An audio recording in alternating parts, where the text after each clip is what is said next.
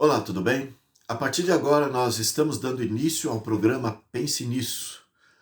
Na verdade, é o primeiro encontro que nós estamos tendo, é um programa de estreia, e gostaria de me justificar do cenário simples que você está visualizando aí.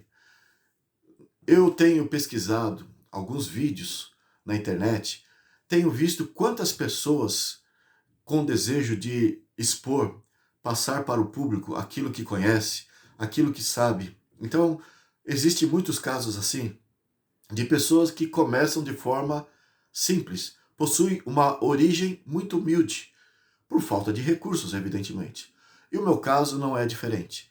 O desejo ardente que eu tenho de participar com as pessoas, aquilo que eu conheci, aquilo que eu estudei, aquilo que eu sei, é tão grande que eu não posso me dar ao luxo de esperar ter recursos tecnológicos para passar para as pessoas o meu conteúdo. Você está acostumado certamente a ver os vídeos por aí. Quantos vídeos que possuem é, uma tela, que possuem um acompanhamento real das notícias, dos documentários, e eles vão fazendo trocadilho entre a imagem do expositor e entre a imagem que ele deseja, o documentário que deseja mostrar para você. Eu não tenho esses recursos, estou diante de um celular simples, por hora, o que está ao meu alcance é isso. E o meu cenário que eu posso apresentar é esse que você está vendo atrás de mim. É o melhor local que eu encontrei para fazer a minha explanação, para passar para as pessoas aquilo que eu desejo passar. Mas eu gostaria de dizer a você que, em primeiro lugar, eu te agradeço por ter aberto o nosso canal e estar aqui até agora para nos acompanhar, para ver o que tem de importante para a tua vida. Agradeço porque você está aqui.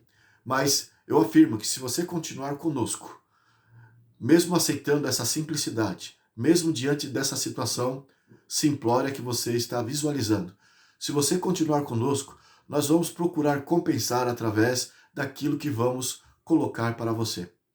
O conteúdo que nós temos será com base na Bíblia, a palavra de Deus. E nós prometemos, nos encontros que faremos, apresentar muitas novidades, apresentar muitas curiosidades. E tenho certeza que você se satisfará, você irá se beneficiar nesses encontros através disso que passaremos, dessas novidades que temos como propósito passar para você. A ideia do nome do programa Pense Nisso é para despertar reflexão na pessoa que está assistindo. E é justamente com base nisso que nós vamos buscar de curiosidades, de novidades para apresentar aqui. Gostaria de dizer que o meu desejo de participar com as pessoas é tão grande, de passar para as pessoas o que eu aprendi, é tão grande, que, na verdade, desde a década de 90, eu tenho elaborado algumas apostilas e passado através do meu Face para milhares de pessoas. Eu entro em contato com elas, ofereço as minhas apostilas e elas retornam me pedindo. E tenho passado para elas com grande satisfação e de forma inteiramente gratuita. Não cobro um centavo para que elas possam ter acesso àquilo que Deus me fez escrever e agora eu quero participar também, sem interesse, na verdade, as mensagens que eu tenho através desta imagem, através dos nossos encontros virtuais, através do YouTube.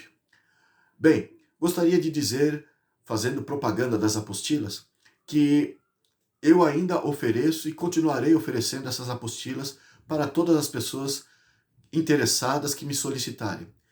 E as apostilas, elas são divididas em séries. A primeira série da apostila são 5 apostilas dentro da série O que realmente ensinam as Escrituras.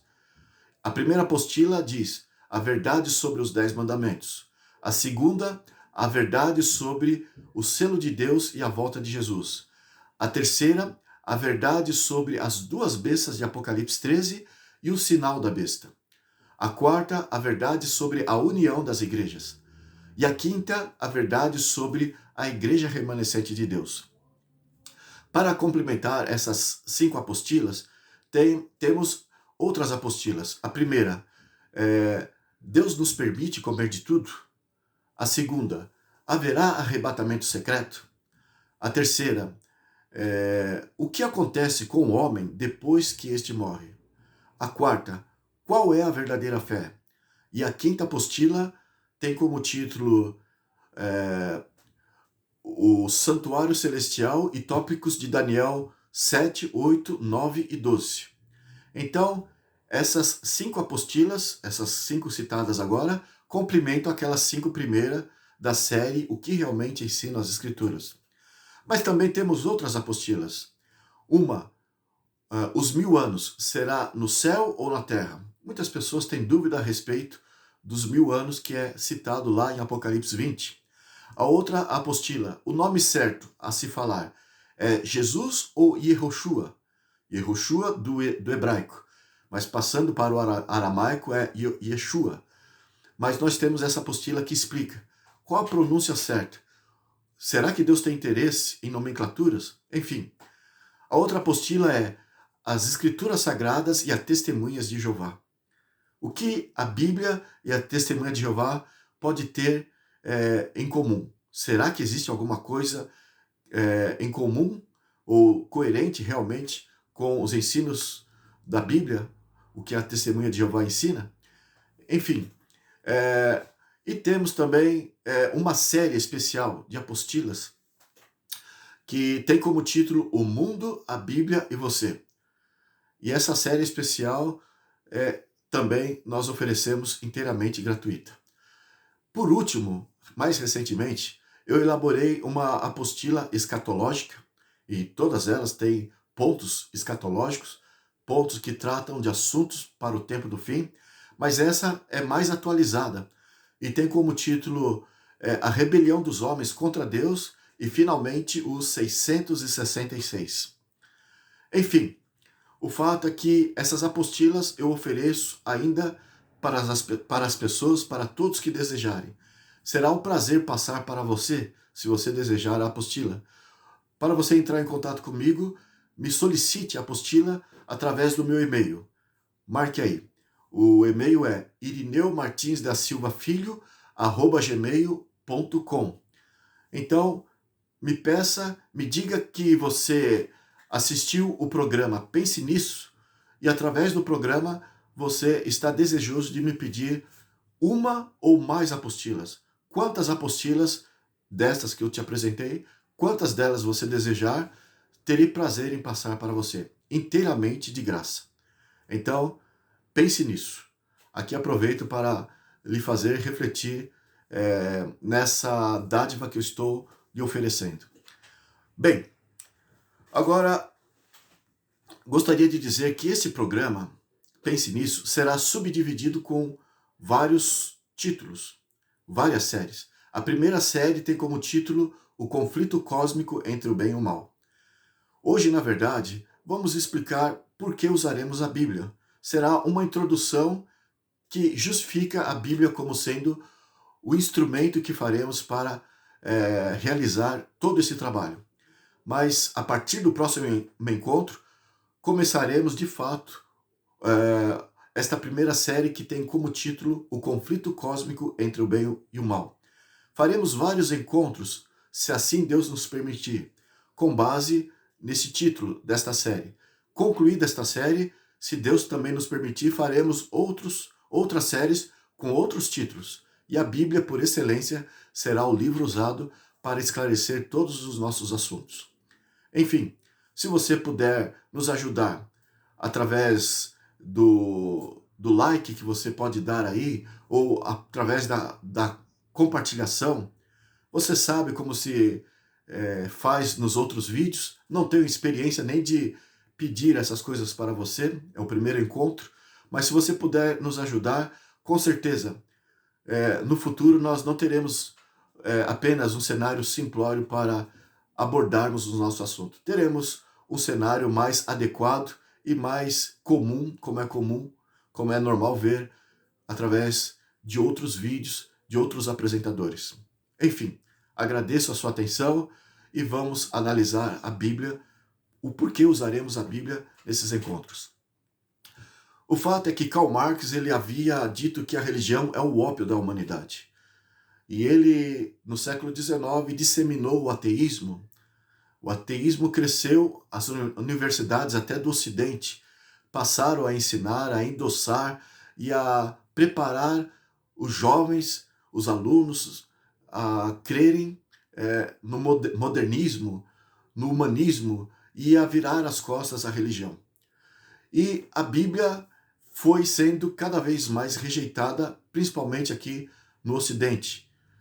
Os europeus e o continente americano, onde a Bíblia, por excelência, é o livro estudado, começou a sofrer desprezo por parte dessa nova geração.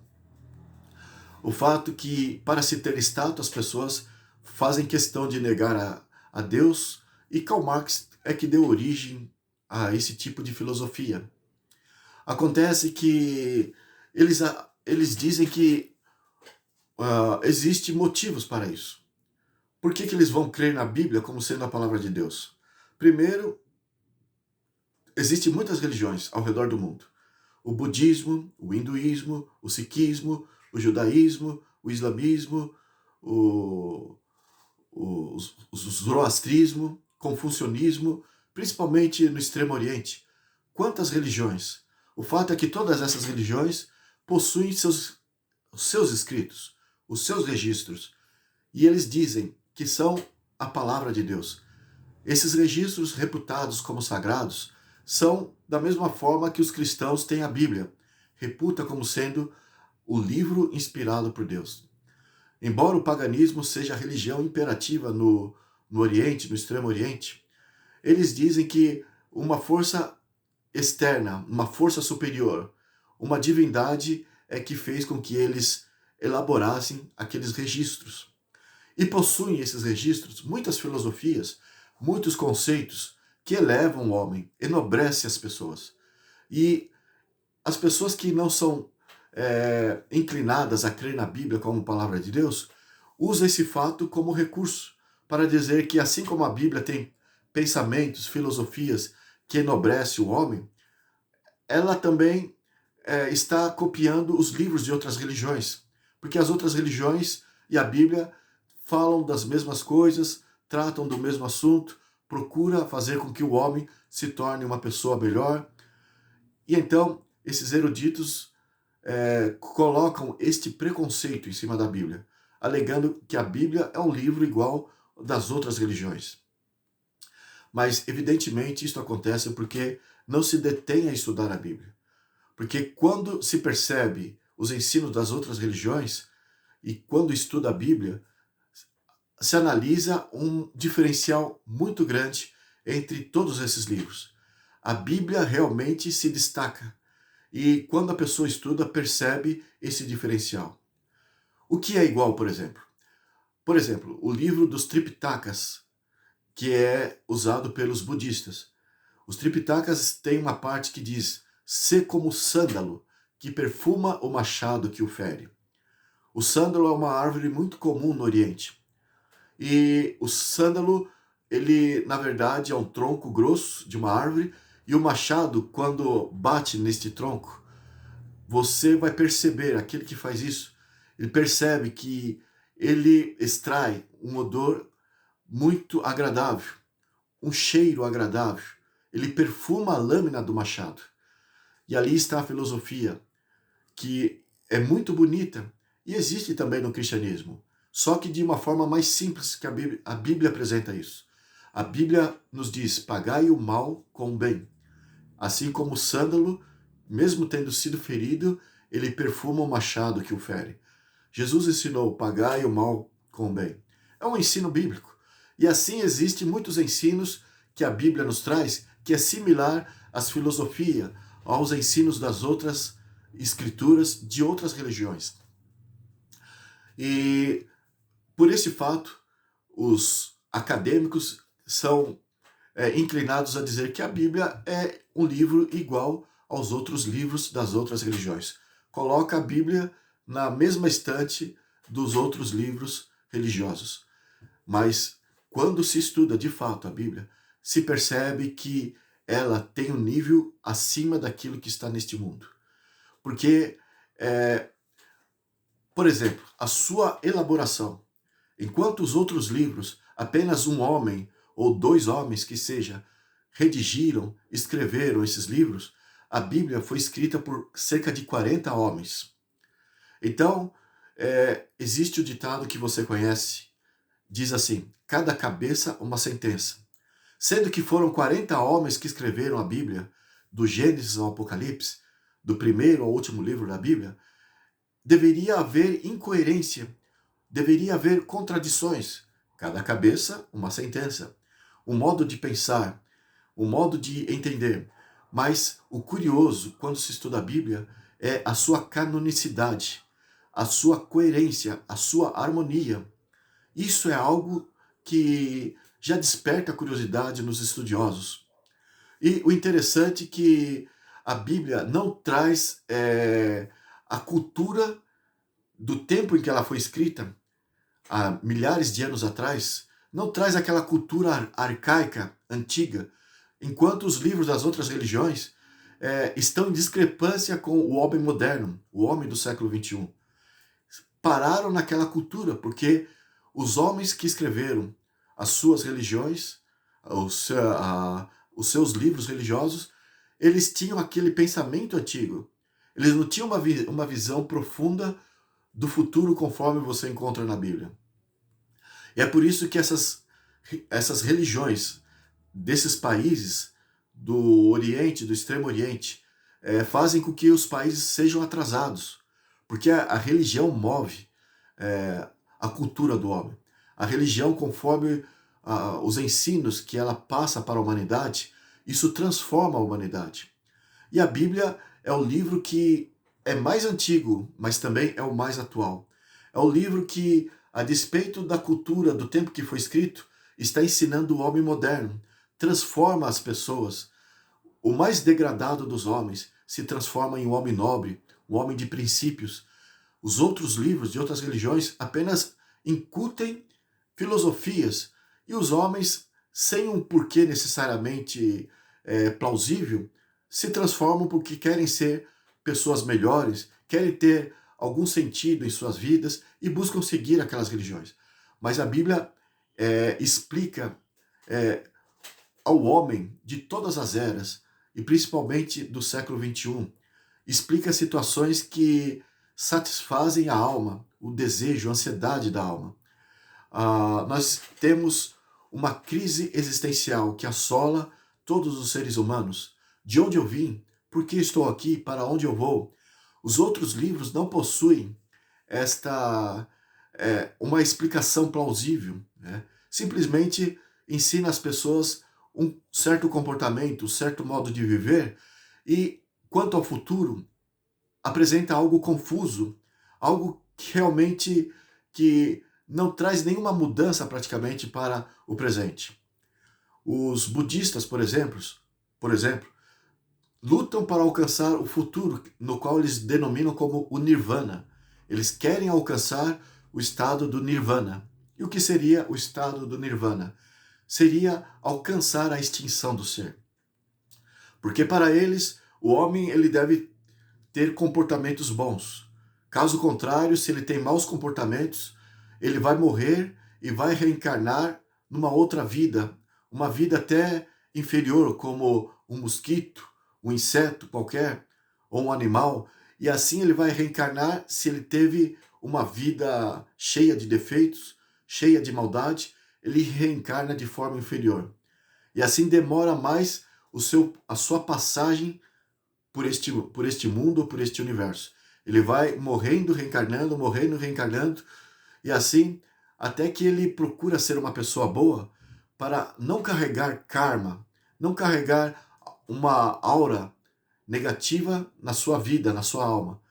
E tendo desfeito deste karma, desta aura negativa, ele reencarna então de uma forma superior, até que o seu objetivo final é alcançar a extinção do ser, é deixar de reencarnar, é deixar de existir.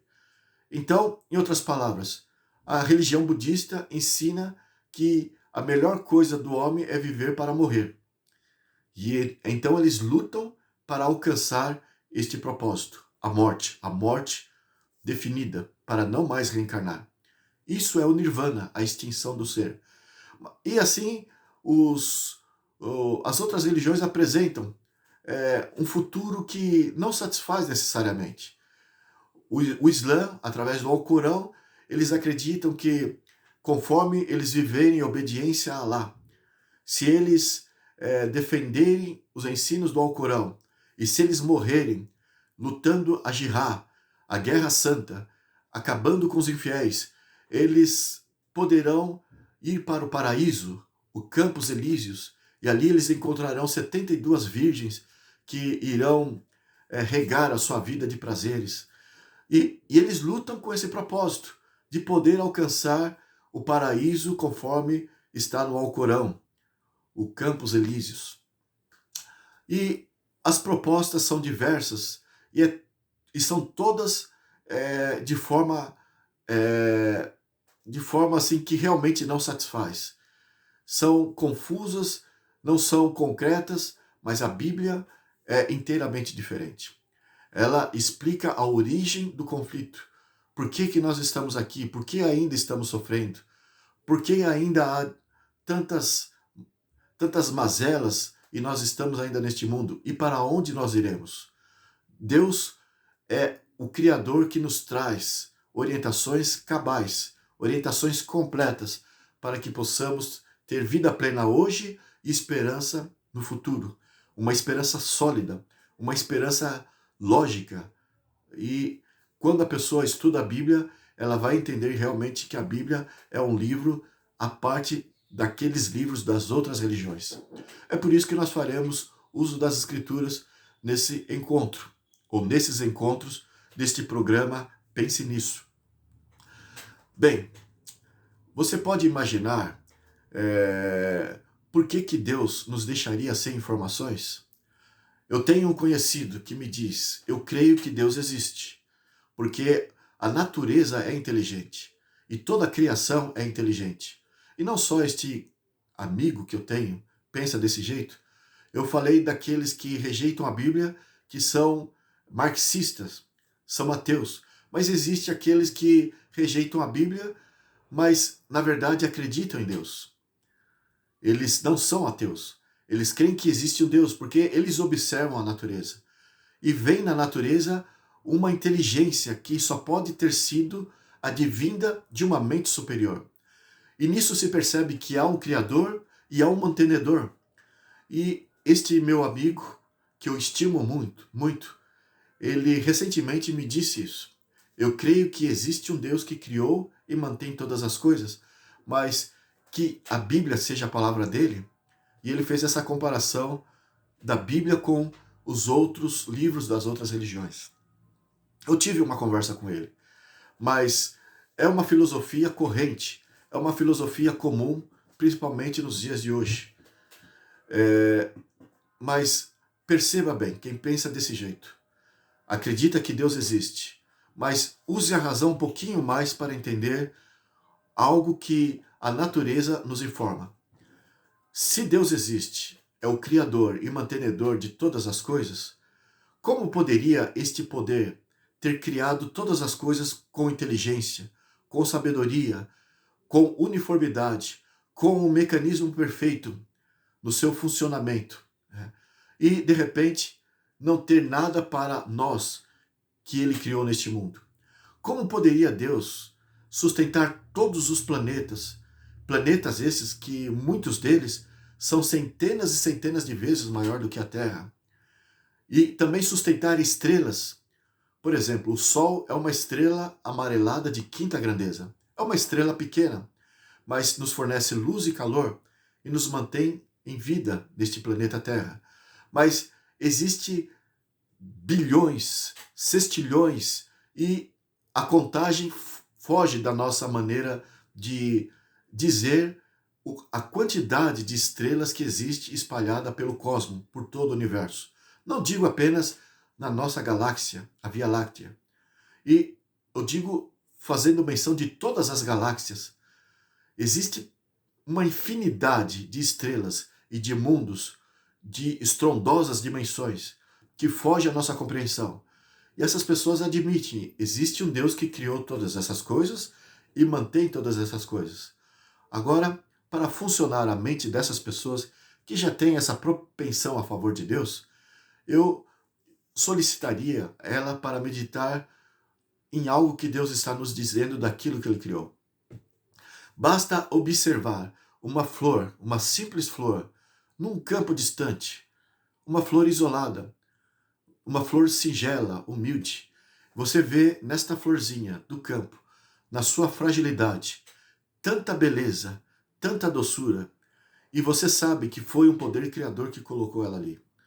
Então, analise bem e que informação você tira do fato de que o mesmo poder que criou todos esses cosmos, esses planetas, esses astros no céu, é o poder que fez surgir aquela florzinha do campo e forrou ela de majestosa beleza e conferiu a ela um perfume agradável, algo singular só para aquela flor, e forrou ela de detalhes, matizes, enfim, todo o seu desenho, todo o seu colorido, aquela frágil flor que Deus criou.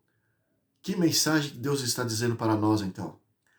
Que aquele mesmo poder que sustenta os mundos, os astros, é o poder que sustenta essa florzinha. A lógica que isso me traz é que Deus, ele é cuidadoso com toda a sua criação. E é aí que eu encontro na Bíblia, diferente de todos os demais livros reputados como sagrados de outras religiões, a mensagem de que nós temos um Deus que nos ama muito. A mensagem do Criador é justamente essa, daquilo que ele criou para favorecer os homens na terra. Ele colocou o homem na terra como obra-prima de suas mãos, diz a Bíblia, não os outros livros. E ele coroou o homem para ser o administrador deste planeta, o mordomo de tudo que Deus criou. E todas as coisas que Deus colocou aqui foi para se comunicar com o homem, foi para servir ao homem, foi para que o homem pudesse se alegrar com tudo que Deus criou, quer seja vegetal, quer seja animal. Tudo foi feito para o homem, isso nos diz a Bíblia. A Bíblia nos conta a origem deste mundo. E Deus fez o homem com um cuidado muito profundo. Em Gênesis 2:7, depois de ter feito o homem, tirado o homem dos elementos químicos da terra, porque o homem veio da terra. O livro de Isaías fala que é do barro que Deus fez o homem.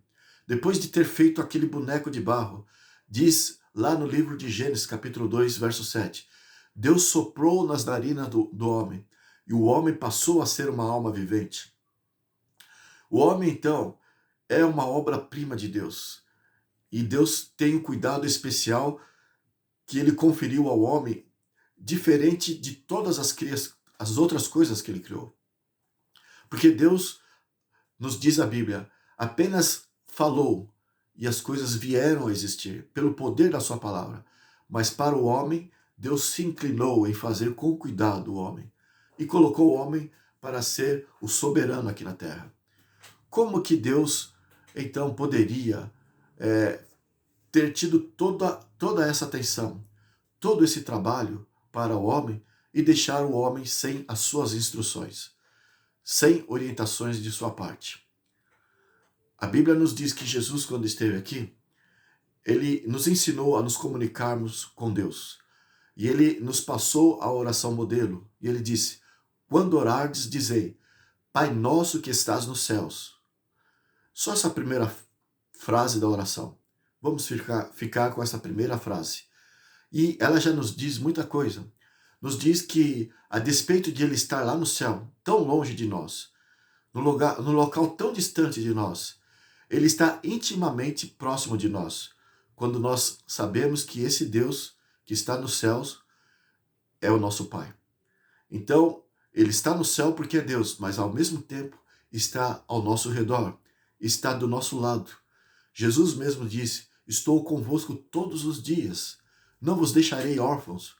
Então, Deus, ele tem interesse como Pai de se comunicar conosco. E ele se comunicou conosco através de 4 pontos essenciais. 4 pontos de destaques. Primeiro, através da natureza. Em Salmos, do capítulo 19, dos versos 1 em diante, você vai encontrar uma mensagem de Deus a nós dizendo assim: os céus proclamam a glória de Deus, e o firmamento anuncia as obras das suas mãos. E ali discorre o Salmos, capítulo 19, falando que Deus se revela através da criação, através das coisas que ele criou. E ele dotou o homem de sabedoria para identificar isso. Conforme eu falei da florzinha que está no campo, apesar da sua simplicidade, Deus, que criou todo o universo e mantém todo o universo, está nos dizendo que ele tem um cuidado especial com cada detalhe das coisas que ele criou. E nós somos o objeto especial do amor de Deus, dos seus cuidados. Enfim, lá ali em São Mateus, no Sermão da Montanha, você bem conhece, eu acredito, Jesus ensinando os seus ouvintes, ali naquele sermão ele disse que nós não devemos ficar ansiosos, preocupados com o dia do amanhã, porque Deus ele tem um cuidado especial por nós. Isso está lá em São Mateus capítulo 6. E ele disse que se ele forra de majestade, de beleza, uma florzinha lá do campo, que hoje existe e amanhã já murcha, já deixa de existir, ou se ele confere os seus cuidados aos pássaros, que não ficam preocupados com o dia do amanhã, e ele cuida dos pássaros que ele deu para alegrar a vida dos homens, para trazer felicidade aos homens. Se ele faz isso com os pássaros, que são simples criaturas, o que mais Deus poderia fazer para dizer ao homem que ele é especial? E ali Jesus, estando na terra, ele nos deu esta mensagem, que nós somos muito especiais para Deus. Então, a segunda maneira de Deus se comunicar conosco, depois da natureza, depois das coisas criadas por Deus, é através de Jesus, que é o Deus que veio a este mundo para depor a sua vida, para ser exemplo, para ser modelo de um homem, através da vida santa que ele viveu, e para morrer para pagar a culpa do homem em relação a Deus, os pecados dos homens que separou o homem de Deus. Então, o próprio Deus, que é Jesus, veio reintegrar o homem na presença de Deus. Com respeito à natureza divina, com respeito à doutrina da Trindade, Pai, Filho e Espírito Santo, você terá uma explicação completa desse assunto através do próximo encontro que tivermos. No próximo encontro desta série que daremos início, o conflito cósmico entre o bem e o mal. E nós trataremos especificamente sobre a natureza divina. Então, Jesus é Deus, me adianto em dizer isso. Ele veio e se comunicou conosco. Deus não ficou à distância. Deus não nos falou apenas através da sua natureza. Ele pessoalmente se comunicou conosco através da pessoa de Cristo Jesus. A terceira maneira de Deus se comunicar conosco é através das experiências, tanto as nossas como as experiências alheias e até as experiências de animais que podemos presenciar por aí. Muitas dessas experiências nos comprovam que existe uma força invisível nos acompanhando. Algumas pessoas com o coração endurecido repelem este fato e em casos, apesar de serem casos muito curiosos, muito visíveis de uma atuação divina ali, muitas dessas pessoas dizem que foi mera casualidade, mera coincidência, foi pura sorte, e assim colocam Deus de lado, que está acompanhando a vida neste mundo. Enfim, esta é a terceira maneira de Deus se comunicar conosco, através das experiências. Mas também tem a maneira que podemos dizer que é as Escrituras Sagradas. Este é o registro mais completo, mais, é, mais integral que temos da parte de Deus a nós. E evidentemente você deve entender como que Deus nos deixaria sem um registro, sem uma orientação escrita, perpetuada de tempos passados para os homens dos dias de hoje, do tempo do fim. Se Deus falhasse em nos orientar desta maneira, então Deus seria imperfeito. Seria uma falha de Deus, se Deus não tivesse mantido, preservado registros de orientações de sua parte. E a Bíblia nos dá várias histórias de como Deus interage com os homens no curso do tempo. Ela foi escrita no período de 1500 anos, conforme eu disse, e em cada época Deus lidou com uma diversidade de homens, com as suas culturas, com os seus pensamentos, uma grande diversidade social, desde pescadores até estadistas, agricultores, e pessoas que cuidam de gado, enfim, uma variedade enorme de pessoas, de histórias que encontramos na Bíblia, Deus sempre permanecendo o mesmo, um Deus absoluto, interagindo com o homem que é cheio de defeito. E assim nós conhecemos verdadeiramente o nosso Deus através dos registros que encontramos na Bíblia. Deus preservou esses registros, fez com que eles fossem escritos e os preservou para nós do século XXI, para que soubéssemos no que crer, no que pensar, para que soubéssemos que nós não estamos órfãos. Deus está conosco. E a Bíblia Sagrada nos revela este fato. Jesus falou assim, em São Mateus capítulo 7. Qual de vocês, que se um filho de vocês pedir um pão, vocês darão pedra? Ou qual de vocês, se o filho, ou se os vossos filhos vos pedir peixe, vocês darão uma serpente? Por acaso algum de vocês faria isso com o filho de vocês? É lógico que não. Mas vocês que são maus, sabem dar boas coisas aos seus filhos quando esses vos pedem? Quanto mais o vosso Pai Celestial, Ele não vos dará boas coisas? Jesus, neste mundo, o Deus que desceu do céu e veio viver entre nós, Ele procurou, de todas as formas, nos dizer o quanto somos preciosos para Deus.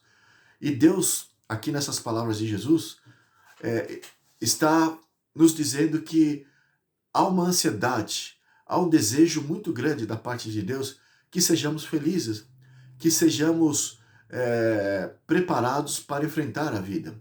A referência dessas palavras de Jesus diz respeito à dádiva do Espírito Santo, a terceira pessoa da Trindade. Volto a dizer que esse assunto será confirmado, explicado e confirmado no próximo encontro. Mas o Espírito Santo é aquele que Deus está disposto a nos dar, para que, ao estudarmos a Bíblia com vontade, nós sejamos orientados por essa divindade, por esse Deus invisível, naquilo que estamos estudando. Então, o desejo de Deus é um desejo ardente para que obtamos conhecimento.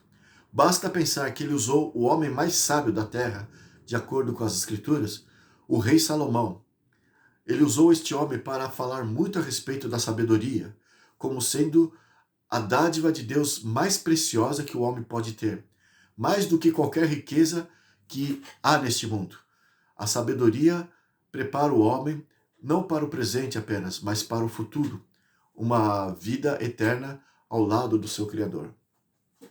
Então, Jesus havia dito isso. Deus está desejoso de nos dar boas coisas, assim como o Pai na terra, por mais errado, por mais pecador que seja, deseja o melhor para o seu filho. Agora imagine só esta situação. Na terra, quando um pai quer que o seu filho seja feliz, um pai que ama o seu filho, evidentemente, ele procura comunicar todas as providências para o filho, todas as providências que ele puder, todos os recursos que ele puder passar para o filho, materiais, físicos, evidentemente ele vai comunicar isso ao seu filho. E não só isso, ele, querendo que o seu filho se aperfeiçoe, ele dará muitas orientações. Não deixará esse seu filho amado sem orientação, porque ele quer ver o seu filho preparado para o mundo, quer ver esse seu filho feliz, quer ver ele maduro, que se torne uma pessoa de princípios, um homem ou uma mulher nobre e que seja uma pessoa forte, que saiba enfrentar os problemas, as vicissitudes que este mundo nos oferece. Então, um pai na terra trabalha desta maneira, esta maneira tanto física como intelectual com seus filhos. Deus, além das providências materiais, além daquilo que ele criou, não teria nos dado, não teria nos providenciado orientações, assim como um pai faz com o filho na terra? Nós temos a Bíblia para isso. Eu estou com a Bíblia aqui. Hoje nós temos mais falado sem o uso da Bíblia, mas nos próximos encontros falaremos muito fazendo uso da Bíblia. Nós vamos nos aprofundar em muitos textos da Bíblia, porque a Bíblia que na verdade será a nossa referência, a nossa regra de fé. Mas eu estou com a Bíblia aqui, mas eu peço para que você, a hora que tiver tempo, que você procure na sua Bíblia. Nós já estamos com um tempo meio escasso aqui do nosso encontro, então eu só peço para que você procure na tua Bíblia Deuteronômio capítulo 30, dos versos 15 ao verso 20. Você vai ver Deus fazendo a sua parte. Como um pai que faz a sua parte para com o filho que ama, orientando e falando tudo aquilo que é necessário, admoestando e até corrigindo, Deus ali está trabalhando com o seu povo da mesma forma como faz conosco nos dias de hoje. E Deus diz ali para o seu povo: eis que eu coloco os céus e a terra como testemunhas de que diante de ti eu coloquei o bem e o mal, a vida e a morte, e aconselho que você escolha a vida para que vivas. Bem, aqui está um outro ponto curioso que nós trataremos em um dos nossos encontros aí que faremos, talvez até o próximo encontro nós vamos abordar este fato, de que existe vida em outros planetas criados por Deus. Cientistas, eles vivem se perguntando: será que existe vida inteligente em outros mundos? Será que existe outras criaturas assim como nós em outros planetas? É algo que até nos filmes de Hollywood procura trazer como curiosidade para os telespectadores. Então, cientistas trabalham muito com essa perspectiva, tem essa interrogação. Mas eu me adianto em dizer que a Bíblia nos diz que existe vida em outros planetas. E quando Deus diz: eu coloco os céus e a terra como testemunha, que diante dos teus olhos eu pus a vida e a morte, o bem e o mal, a vida e a morte, Deus está dizendo que ele colocou o universo como expectante do planeta Terra, no qual o mal veio para este mundo. E todos espalhados pelo universo, as vidas inteligentes, estão a observar a nossa atitude com aquilo que Deus passou para nós. E é isso que Deus está dizendo ali em Deuteronômio, no capítulo 30, dos versos 15 em diante. Coloquei os céus e a terra como testemunhas de que diante de vocês, diante dos seus olhos, eu coloquei o bem e o mal, a vida e a morte.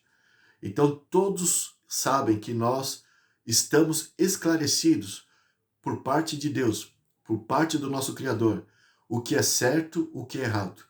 E o afã de Deus em querer nos esclarecer tudo a esse respeito é tão grande, ele coloca tantos pingos nos is, que ele vai cobrar isso de nós. Diz respeito à vida e à morte. Se nós escolhermos seguir as suas orientações, nós viveremos. Se nós virarmos as costas a ele, nós morreremos. Deus faz uma distinção na sua palavra muito clara entre o certo e o errado. E então nós podemos usufruir dos ensinos de Deus para que possamos fazer uma escolha sábia. Enfim, como que nós vamos saber por nós mesmos o que é certo e o errado, sendo que o mal permeia este mundo. O nosso propósito de tratar desta série, o conflito cósmico entre o bem e o mal, me adianto em dizer que tudo diz respeito a um conflito que teve início lá no céu, com os anjos de Deus. E um anjo se rebelou. Eu não vou falar disso porque vai tomar demasiado espaço no nosso tema de hoje. Mas só adiantando um pouco este fato. O anjo se rebelou, diz a Bíblia, e ele teve que ser expulso do céu. Não só ele, mas os outros anjos que se simpatizaram com ele, preferiram seguir este anjo rebelde. E acabou vindo por este mundo. Acabou vindo para este mundo.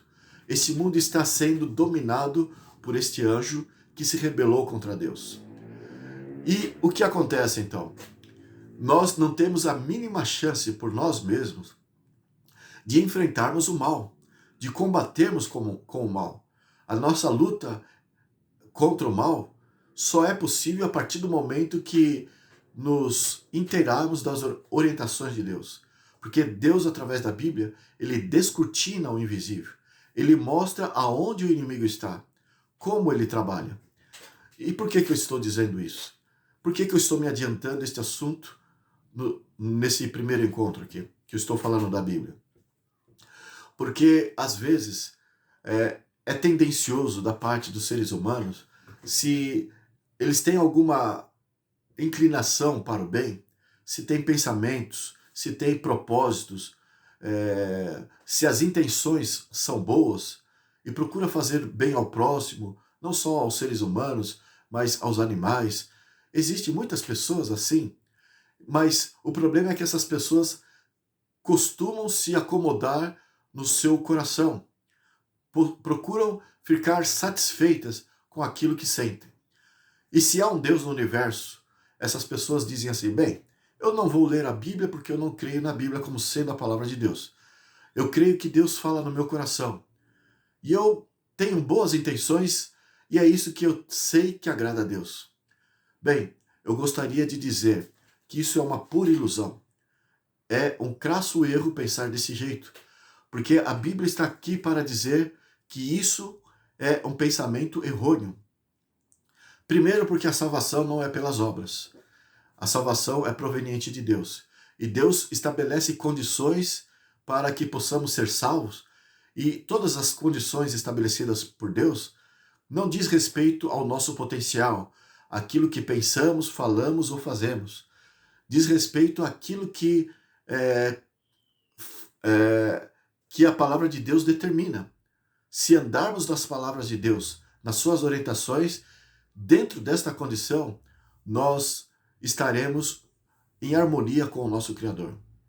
Eu gostaria de passar aqui um exemplo de como às vezes é uma falácia da nossa parte pensar que os nossos pensamentos, os nossos sentimentos, intenções, enfim, os nossos atos de bondade são suficientes.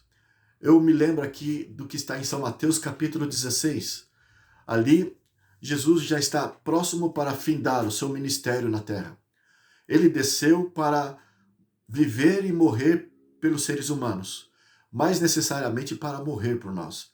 Assim ele estaria pagando a culpa que o homem obteve para com o Criador lá no Jardim do Éden. Então, pagando esta culpa através da morte de Jesus, porque a Bíblia diz, o salário do pecado é a morte.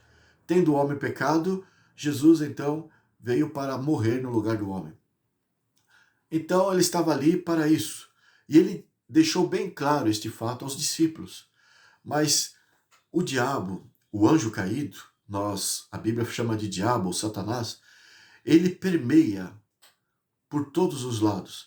Ele acompanha a vida de cada ser humano, ele e seus anjos. E eles estão determinados em embaraçar a mente dos homens, engordurar os pensamentos dos homens, trazer confusões e fazer com que o homem não enxergue as verdades ditas por Deus. E desta maneira, o homem é vítima fácil do diabo, porque ele consegue incutir pensamentos na mente do homem sem que o homem perceba que tem um segundo elemento que está falando ao seu ouvido, à sua mente. O homem acha que os pensamentos que afloram na sua mente são de origem própria, pertencem a ele mesmo, e mal percebe que Satanás tira proveito em muitas ocasiões da mente humana e incute na mente humana os seus próprios pensamentos. Enfim, estava Jesus dizendo que ele deveria subir para Jerusalém. O seu ministério estava findando e já estava chegando a hora de subir para Jerusalém. E ali ele deixou bem claro aos discípulos, como das outras vezes, que ele deveria ser maltratado pelos malfeitores, deveria ser insultado, deveria ser espancado e finalmente morto pelos malfeitores. Ele desceu do céu justamente para sofrer todos esses males. E ele havia já dito algumas vezes para os discípulos, mas de forma misteriosa, conforme eu disse aqui, só através de Satanás o homem não consegue prestar atenção naquilo que Deus está a dizer. Então, de alguma forma misteriosa, Satanás acobertou aquelas palavras de Jesus, aquelas instruções de Jesus, e os discípulos não percebiam que a missão de Cristo era aquilo que ele dizia, e não ser o rei de Israel e governar sobre os romanos. A pretensão dos discípulos era fazer de Jesus um rei em Jerusalém. Mas Jesus dizia que não era assim, mas eles não conseguiam entender. Satanás então viu essa brecha, essa ingenuidade na mente dos discípulos. E quando Pedro estava ouvindo Jesus dizer que ele deveria morrer neste mundo, lá em Jerusalém, Satanás se aproveitou da ingenuidade, se aproveitou da falta de luz que Pedro tinha na sua mente e colocou na mente de Pedro algumas ideias que imediatamente foram proferidas por Pedro. Pedro, evidentemente, achou que ele estava proferindo aquelas ideias por si mesmo, mas não sabia que era Satanás que o estava usando. O que Pedro disse, finalmente? Pedro disse: Senhor, não permita que tal mal te aconteça, não suba para Jerusalém. Eu pergunto para você, tendo dito isso, Pedro não tinha boas intenções? Pedro não queria fazer com que o seu mestre, Jesus Cristo, fosse poupado? Todos podem ver boas intenções nessas palavras de Pedro. O próprio Jesus percebeu isso. Mas acontece que Jesus, ele foi além. Ele viu Satanás usando Pedro, o qual estava, sem ele perceber, procurando desanimar Jesus da sua missão. Fazer com que Jesus desistisse da missão ou do propósito no qual ele desceu do céu para sofrer neste mundo. Então Jesus olhou para Pedro, diz lá em Mateus capítulo 16, e disse para Pedro: Afasta-te de mim, Satanás, que me serve de escândalo. Tu não cogita das coisas de Deus, mas sim das coisas dos homens. Então daí nós tiramos a lição de que as boas intenções, se não for com base no conhecimento da palavra de Deus, se tornam alvos de Satanás. Satanás usa as nossas boas intenções para sermos inimigos de Deus, para trabalharmos exatamente contra a obra de Deus. Há muitos casos, além desse que eu citei, na Bíblia, para que possamos abrir os olhos quanto a isso. Veja só a respeito o que diz lá em Jeremias. Eu estou com a Bíblia aqui, conforme eu disse. Vamos ver o que diz Jeremias capítulo 17. Capítulo 17, o verso 9. Diz assim, você pode ler na sua Bíblia, e diz assim: Enganoso é o coração, mais do que todas as coisas, e desesperadamente corrupto, quem o conhecerá? Então, não importa se a intenção seja boa, o coração nos engana.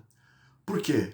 Nós só damos, ou só passamos para as pessoas aquilo que nós temos. E nós, em geral, 80%, 90% do que somos está corrompido pelo pecado. Principalmente nos tempos em que vivemos, onde Satanás semeou pecado por todos os lados. E a Bíblia nos oferece em vários textos que todos nós somos corrompidos, que todos nós somos criaturas falíveis, voltadas, inclinadas para o mal. Como então poderia do mal surgir o bem? Né? Por mais que as nossas intenções, as nossas pretensões sejam boas, às vezes, por não conhecermos a palavra de Deus, estamos conflitando com os reais propósitos de Deus. Então, não é apenas o nosso coração que é enganoso. Lá em Provérbios, capítulo 16, verso 25, diz: há caminhos para o homem que parece certo, mas o seu fim leva à morte. Então, o nosso lado racional e o nosso lado emocional estão corrompidos pela maldade, pelo pecado. E é por isso que precisamos desesperadamente das orientações de Deus. Deus não nos deixaria, evidentemente, à mercê da nossa própria sorte. Deus teria que nos dar orientações. Muitas pessoas dessas que eu falei, que acreditam em Deus, que acreditam que Ele criou, que Ele mantém, esquecem que Deus não é só o Criador e mantenedor. Ele também é o Redentor, porque Ele morreu para nos salvar. E isso nos comunica a Bíblia que Deus é um Deus que nos ama muito. Como pode esse Deus que deu a sua vida para nos salvar, para nos redimir, para nos trazer de volta em contato com o Deus Pai, como poderia esse Deus deixar-nos sem orientações suas para que possamos nos ser felizes? Jesus disse: eu vim para que tenham vida e vida em abundância. Felizes não apenas no presente, mas na esperança de uma vida eterna ao lado do nosso Criador. Deus tem orientações para nós, sim, e precisamos ser humildes para ouvir as suas orientações, para nos atentarmos a ela. Veja o que diz aqui em Isaías, capítulo 55. É um dos textos que eu gosto de analisar. Diz assim, a partir do verso 6: buscai o Senhor enquanto se pode achar, invocai-o enquanto está perto. Por que isso? Porque nós, por mais que sejamos arrogantes, nós temos um tempo de vida muito breve. E não é preciso, nenhum homem pode dizer quanto tempo de vida ele possui neste mundo. A morte sempre pega os seres humanos de surpresa. Então Deus está dizendo aqui: enquanto você vive, buscai o Senhor enquanto se pode achar, invocai-o enquanto está perto. A nossa oportunidade é enquanto respiramos. E agora ele vai dizer coisas que está dentro daquilo que nós estamos considerando. O verso 7, Isaías 55, verso 7. Deixe o perverso o seu caminho e o iníquo os seus pensamentos. É bom que se entenda que o termo aqui, perverso, e o termo iníquo, não diz respeito às pessoas que praticam crueldade, fazem maldade ao próximo ou aos animais. Não. Aqui o perverso e o iníquo, aos olhos de Deus, trata-se daquelas pessoas que rejeitam as suas orientações, rejeitam seguir os seus conselhos e buscam seguir apenas a sua própria consciência. Os ditames da sua consciência é a regra de vida dessas pessoas. São essas que são tidas como iníquas, como perversas. Veja como ele vai esclarecer isso. Deixe o perverso o seu caminho e o iníquo os seus pensamentos. Converta-se ao Senhor, que se compadecerá dele, e volte para o nosso Deus, porque é rico em perdoar. Então aqui está explicando uma separação. E por que essa separação? O verso 8. Isaías 55, verso 8. Porque os meus pensamentos não são os vossos pensamentos, nem os vossos caminhos, os meus caminhos, diz o Senhor. Ficou claro aqui nessa explicação de Deus? É Deus que está nos dizendo? Ele está dizendo que a separação que existe entre nós e Ele, esse abismo, existe justamente porque nós buscamos nossos próprios caminhos. Não nos identificamos com os seus pensamentos. Então, Deus deixou bem claro isso. E agora ele nos dá uma ilustração para entendermos esta realidade. Veja o verso 9. Porque assim como os céus são mais altos do que a terra, assim são os meus caminhos mais altos do que os vossos caminhos, e os meus pensamentos mais altos do que os vossos pensamentos. Porque eu disse que aqui nós temos uma ilustração de Deus a nós. Procure colocar em prática isso que foi falado por Deus. Como que você faz isso? Numa noite estrelada, saia para fora de casa e olhe para o céu. De preferência, não faça isso numa cidade onde há as luzes artificiais das casas, dos postes, dos prédios, enfim. De preferência, quando você estiver no campo, longe de qualquer luz artificial, longe das luzes criadas pelos homens. Quando você estiver numa floresta, à noite, num céu estrelado, olhe para cima. Lembre-se desse texto. Deus diz, assim como os céus são mais altos do que a terra, os meus pensamentos são mais altos do que os vossos pensamentos. Então você vai saber o que Deus está dizendo com essas palavras. Porque você vai perceber, ao olhar para o céu, numa noite estrelada, no campo, conforme eu disse aqui, você vai perceber o infinito. E é justamente esta mensagem que Deus está passando para nós. Ele é infinitamente superior, tem infinitamente mais sabedoria do que nós. Por mais que o homem se arrogue, ou pretenda achar que é o super-homem, que é o senhor do seu destino, que ele pode traçar uma vida melhor para si, ele está tentando levar uma vida, ele está tentando alcançar prosperidade.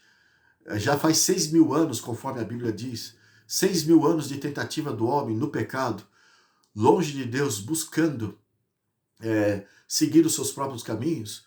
E quais são os resultados dessa busca? Ele tem se denegrido, ele tem caído, se aprofundado cada vez mais. Há um retrocesso na sua vida. Por exemplo, vamos ler aqui em Romanos, capítulo 1, para você entender que tipo de retrocesso o homem se encontra. Romanos, capítulo 1. A partir do verso 18, Deus está dizendo: a ira de Deus se revela do céu contra toda a impiedade, os homens que seguem os seus próprios caminhos, e contra a perversão dos homens, que detêm a verdade pela injustiça. A injustiça é o caminho dos homens. O verso 19 diz por que Deus está irado com o homem. O verso 19.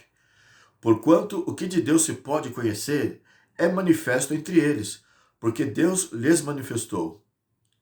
Então Deus se fez identificar, ele se revelou aos homens. E diz aqui como que Deus fez isso, o verso 20. Porque os atributos invisíveis de Deus, assim como o seu eterno poder, como também a sua própria divindade, claramente se reconhecem desde o princípio do mundo, sendo percebido por meio das coisas que foram criadas. Tais homens são, por isso, indesculpáveis. Então, na verdade, deixe-me explicar esse texto do apóstolo Paulo. Logo após o dilúvio, a terra começou a ser repovoada a partir de Noé e sua família. E foi crescendo a humanidade e foi se pervertendo, foi cada vez mais se afastando de Deus e foi cada um seguindo o seu próprio caminho, até que nós temos a história de Sodoma e Gomorra. A referência que o apóstolo Paulo faz aqui é justamente para esta ocasião. Depois do dilúvio, os homens, tendo acompanhado toda a natureza, tendo visto que Deus não se deixa escarnecer, mesmo diante de todas as orientações, os homens continuaram a virar as costas a Deus. E não há desculpa realmente para os homens do passado, por mais que eles não tivessem a Bíblia em mãos, por mais que Jesus ainda não tivesse vindo ao mundo, as experiências de suas vidas e a própria natureza, conforme foi dito aqui, uma das maneiras que Deus se revelou, tirava a inocência do homem daquele tempo. Eles sabiam que existia um Deus criador e um Deus de justiça, mas isso não era do interesse deles. Então, aqui Deus faz referência a este período em que os homens se corromperam depois do dilúvio. E, mais necessariamente, ao tempo de Sodoma e Gomorra. Mas vamos continuar a leitura do Romanos capítulo 1. Verso 21 diz assim: porquanto tendo conhecimento de Deus, não o glorificaram como Deus, nem lhe deram graças. Antes se tornaram nulos em seus próprios raciocínios, obscurecendo-lhes o coração insensato. Você percebe a que ponto chega o homem quando ele vira as costas a Deus? Deus considera como sendo nulos.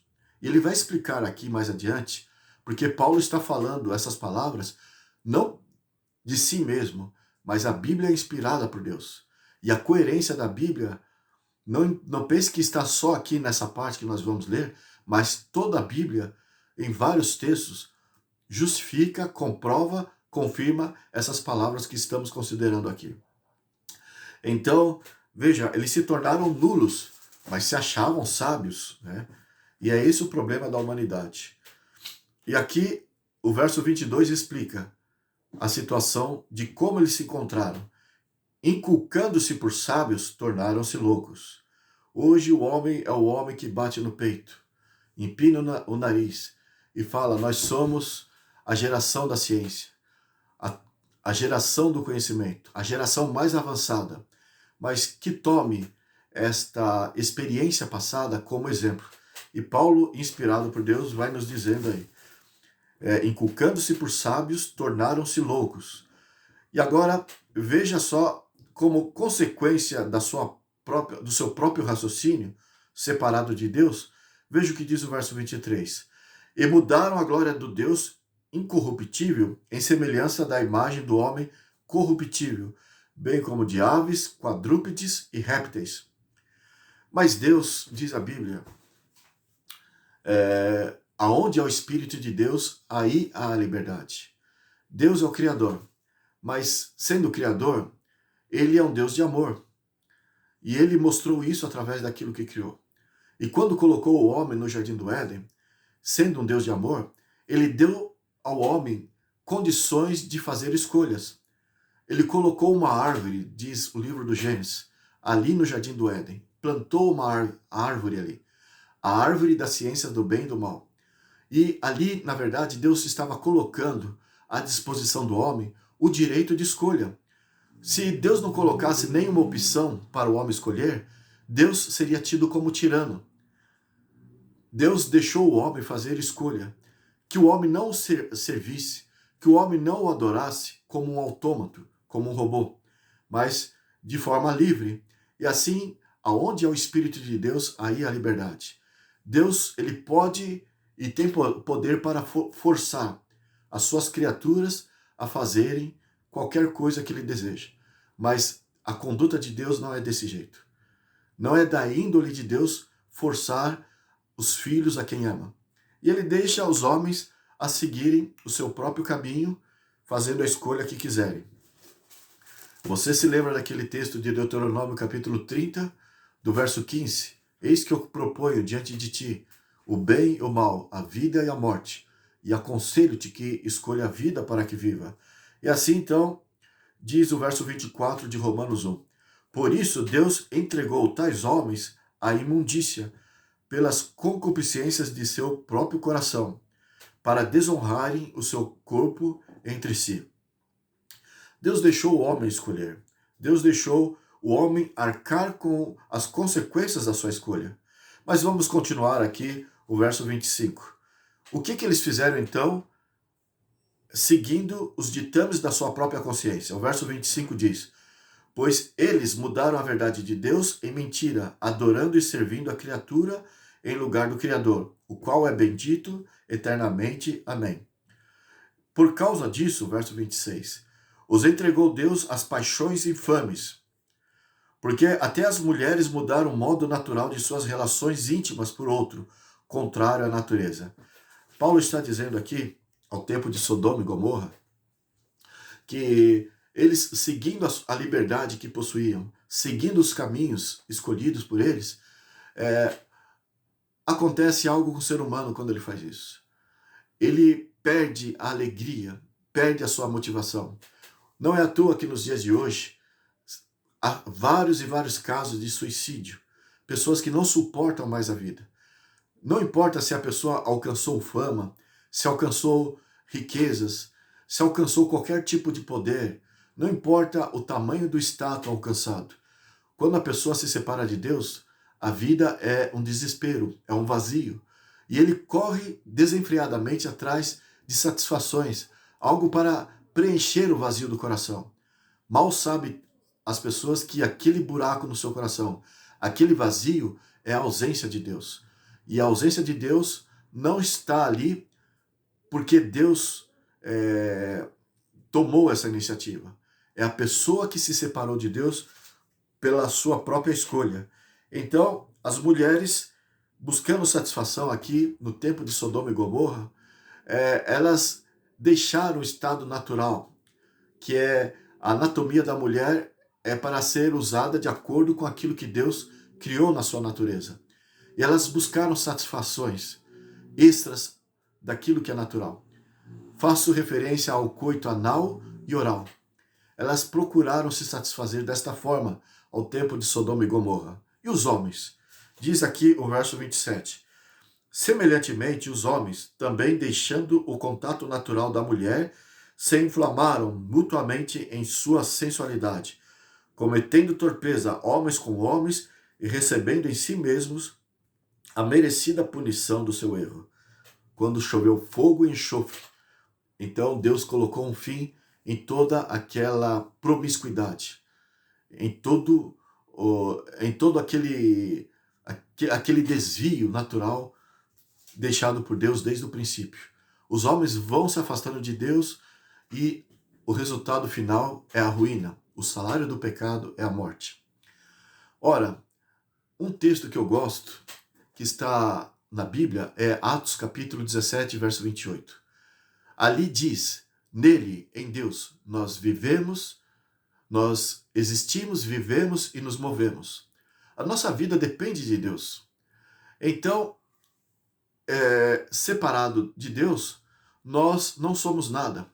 Nós vamos lembrar isso no encontro que faremos, o encontro posterior. Talvez no próximo encontro. Mas o fato que a felicidade depende dele. Depende de estarmos em Deus. Ligados em Deus. São João capítulo 15, ali os primeiros versos, Jesus faz uma ilustração deste fato. Ele diz, eu sou a videira e vós sois os ramos. Se vocês estiverem ligados em mim, vocês terão vida e produzirão frutos.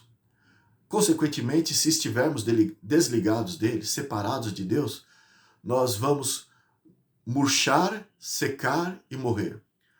É isso que tem acontecido com os seres humanos. Eles têm se afastado de Deus porque eles se julgam senhores do saber. Veja só mais um texto, antes do penúltimo, como sendo o penúltimo texto. Está aqui em 1 Coríntios, capítulo 1. O apóstolo Paulo também é que fala desse assunto a partir do verso 18. Ali nós havíamos lido coincidentemente Romanos 1, verso 18 em diante. E aqui, para complementar o assunto, agora vamos ler 1 Coríntios 1, a partir do verso 18. Uma coincidência dos textos aqui, mas vamos ver o que diz. O verso 18. Certamente a palavra da cruz é loucura para os que se perdem. Veja, os que vão se perder rejeitam aquilo que a Bíblia ensina. E a Bíblia fala sobre Cristo e ela é totalmente cristocêntrica. E o que ele fez por nós para nos salvar. Mas para os sábios, eles querem rejeitar isso. E diz assim, certamente a palavra da cruz é loucura para os que se perdem. Mas para nós que somos salvos, poder de Deus. Pois está escrito, destruirei a sabedoria dos sábios e aniquilarei a inteligência dos instruídos, porque eles não precisam de Deus, eles têm o raciocínio deles, e o resultado é essa desgraça que foi considerada aqui agora há pouco. O verso 20 continua, onde está, ó sábio? Onde, ó escriba? Onde o inquiridor deste século? Porventura não tornou Deus loucura a sabedoria do mundo? Essas perguntas aqui do verso 20 diz respeito àqueles que são os eruditos da terra, o inquiridor deste século, aqueles que dizem que os homens têm soluções em si mesmos, não precisa de uma sabedoria que vem do alto, e assim rejeitam a Deus. E aqui Deus está debochando nessas palavras. O verso 21, Deus está debochando desses, lógico. O verso 21 diz: visto como na sabedoria de Deus o mundo não o conheceu por sua própria sabedoria, aprove a Deus salvar os que creem pela loucura da pregação. Então Deus está sendo sarcástico aqui nas palavras. O verso 22. Porque tanto os judeus pedem sinais, como os gregos buscam sabedoria. Então, eles não aceitam Deus. Enquanto os judeus falam, queremos um sinal para crer, e assim rejeitam os ensinos de Cristo Jesus, foi assim que Jesus foi rejeitado. Já os gregos, aqueles que são os filósofos, principalmente do tempo bíblico, os gregos rejeitam porque eles têm a sua filosofia particular. Eles acreditavam, assim como os sábios de hoje, que eles têm o conhecimento necessário para a vida deles. Na verdade, Paulo, inspirado por Deus, está colocando essas palavras de forma a ironizar essas pessoas. E o verso 23 diz: mas nós pregamos a Cristo crucificado, escândalo para os judeus e loucura para os gentios. Mas para os que foram chamados, tanto judeus como gregos, pregamos a Cristo, poder de Deus e sabedoria de Deus. Não importa se o mundo vai rir, vai debochar, vai levar na chacota aqueles que pregam a palavra de Deus. Paulo está dizendo, olha, vocês podem achar loucura, mas nós continuaremos a pregar este fato. Cristo e o poder de Deus, a sabedoria de Deus. E o verso 25 termina dizendo: porque a loucura de Deus é mais sábia do que os homens, e a fraqueza de Deus é mais forte do que os homens. Então aqui nós temos, não somente nesses versos que eu apresentei, mas em muitos pontos da Bíblia, o conflito cósmico começa a partir daqui, entre o bem e o mal. Aqueles que rejeitam as Escrituras, rejeitam a mensagem da cruz, rejeitam a salvação que Deus nos oferece, e viram as costas à Bíblia, e buscam viver de acordo com a sua própria consciência. Este conflito, desde o princípio, entre o bem e o mal, neste mundo, é uma realidade.